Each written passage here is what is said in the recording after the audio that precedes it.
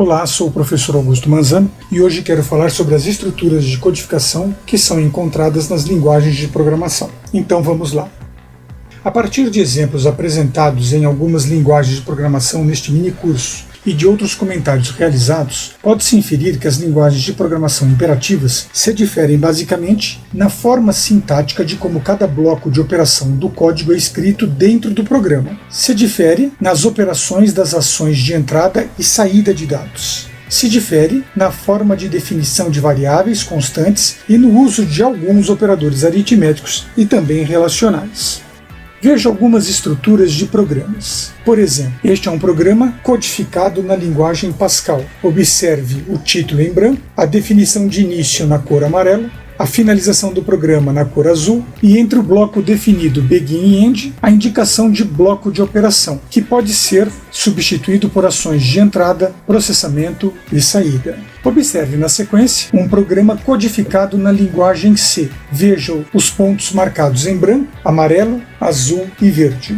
Perceba que as estruturas de ambas as linguagens são diferentes. No entanto, o bloco de operação definido internamente executará basicamente a mesma operação, uma entrada, processamento e saída. Note que no programa em C, o início do programa é marcado com as linhas inclut, int main void e abre chaves. E a finalização do programa é marcado com return 0 e fecha chaves. Observe agora o código de um programa na estrutura da linguagem C#.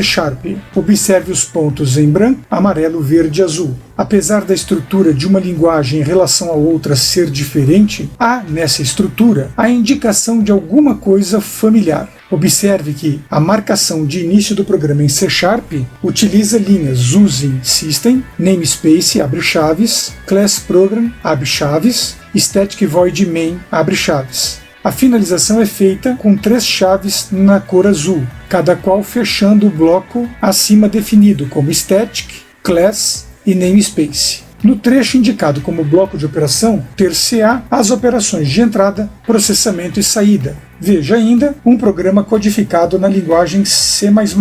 A estrutura da linguagem C++ é bastante parecida com a estrutura de um programa na linguagem C. No entanto, o bloco de operações terá uma representação diferente que na linguagem C ou em relação às demais linguagens apresentadas. Você, como programador, sabendo que a diferença está na estrutura, nas ações de entrada e saída, em algumas ações de processamento matemático e lógico, com a representação no uso de operadores relacionais, perceberá que programar um computador, independentemente da linguagem, é uma ação sempre parecida.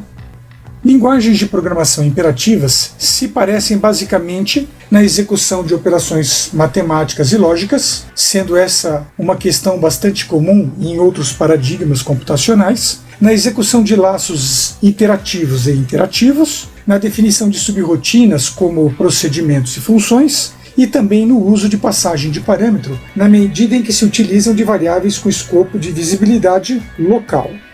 Linguagens imperativas basicamente seguem uma forma padrão de definição interna de elementos computacionais, normalmente nessa ordem. Primeiro, define-se constantes. Na sequência, deve-se definir os tipos de dados derivados, quando estes são necessários.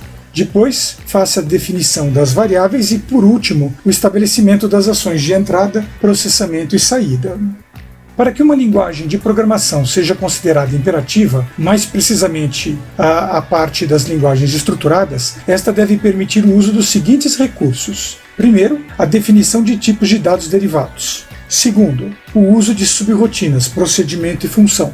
Terceiro, o escopo e visibilidade de variáveis, como globais e locais. E por último, a definição de passagem de parâmetro por referência. Se uma linguagem de programação possui essas 4 características, esta é uma linguagem pertencente ao paradigma imperativo estruturado. As linguagens imperativas orientadas a objeto basicamente respeitam estes elementos, mas acrescentam outros, que é um tema para um assunto futuro. O desenvolvimento dessa exposição usou o recurso Matrix obtido no site fppt.com.